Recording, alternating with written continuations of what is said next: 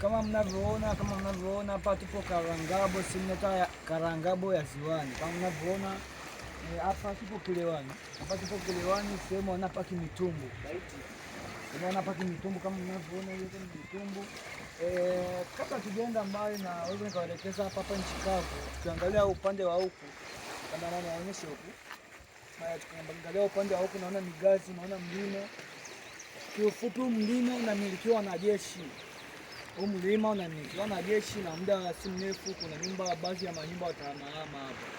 Huu ni mlima wa jeshi.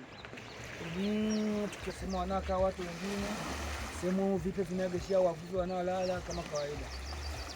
Tukija tena huku tukiangalia hivi.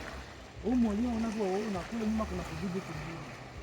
Unapotoka kwa huu mlima kuna kijiji unaingia kinaitwa Kagongo. Ukitoka hapo Kagongo, ukitoka Kagongo unaingia kijiji kinaitwa Kigali. Kutoka Kigali unaingia Chabagole. Kutoka Chabagole kuna mlima tena unavuka unaingia Mtanga. Unatoka Mtanga unaenda Kasazi. Kasazi unatoka na unaenda kuingia Gombe. Unaita hifadhi ya kwanza kule Gombe. Kabla hujachelewa tuendelee na kazi. Ukiangalia kwa huku kuna milima. Unapoangalia hapa, hii milima ni kama mabarabara hii ziwa unavyoiona. Hii ni ziwa Tanganyika, Kigoma, Tanganyika hii.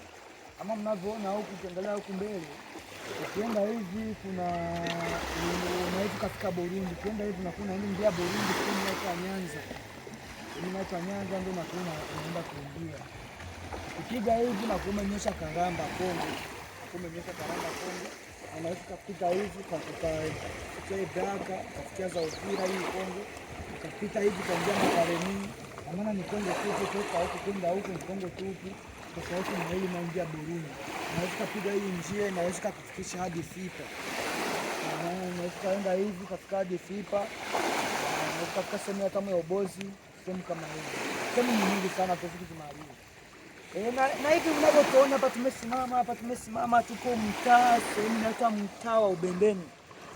Hapa tumesimama mtaa wa Ubembeni, Karangabo ya Ziwani. Unapoona kabisa hii mitaa imetenganishwa na kuna mlima hapa, kuna njia hapa katikati, kuna mto hapa katikati. Ndio umetenganisha hii mitaa. Na hapa sisi tuko Ubembeni. Leo ukivuka tumefika sehemu inaitwa Ubwarini. Hapa kidogo na kufika Ubwarini. Hapa tupo mtaa Ubembeni. Viko vipe vya Bikira Maria, viko vya Elias. Kama mnavyoviona Elias hapa nyekundu, Elias hapa. Bikira Maria kule. Kama mnavyoona ukisikia kuhusu kipe, hivi ndio vipi wanavyowaambia, hivi ndio vipi. Kama mnavyoona bado hawajamaliza, vingine bado vinatengenezwa pembeni, maana hapa inatoka gongeleo upamba. Hapa ndo tunaanzia kwenye kipe. Nataka nielezee kwanza kipe, kazi ya kipe halisi. Kipe kama mnavyoona hii, kipe kinatumiwa kuvua kila aina ya mboga, kila aina ya samaki. Kipe inavua na maana inakusanya, maana inawavu ni matundu madogo. Si dagaa, sijui kauzu, sijui mgala, nyamnyamu, zote inavua. Hata iwe masembe, sijui nonzi kutana nayo, inavua. Hiyo ndio kazi ya kipe. Tukiachana na kazi ya kipe, kuna zile tunazita fimaya. Nitaonyesha baadaye maana tukipanda bado hatujapanda. Nitaonyesha fimaya zilivyo. Kazi ya fimaya kazi yake ni kuvua mikeke tu, kitu mikebuka. Kebuka leo ni kubwa ile nyeusi, ndio kazi ya fimaya. Fimaya ni mtumbu unaenda maji kwa ni mtumbu mmoja. Wanatumia nyavu za kileo. Nyavu zinaitwa file, zile nyavu kubwa zenye matundu makubwa, maana mtumbu kuingia hautoki. Ndio tunaziita file. Maana kazi ya file fimaya ni kuvua mikebuka. Kuna kitu kingine tofauti na kipe kinavua dagaa, kinavua mikebuka, kinavua nyamnyamu, kinavua masembe, kinavua nonzi. Maana kipe kinavua kila kitu. Kipe kinavua kila kitu, tofauti na fimaya. Na nitawaelekeza baadaye tukifika huko mbele tena, nitawaelekeza kitu kinaitwa lingi.